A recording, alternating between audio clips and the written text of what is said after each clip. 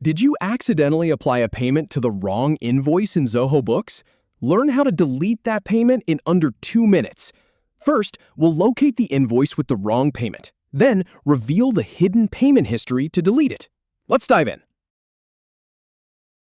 Start by opening Zoho Books in your browser.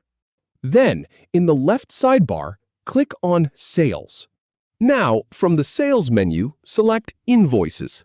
Find the invoice you want to work with. For example, click on the invoice dated 20 July 2026.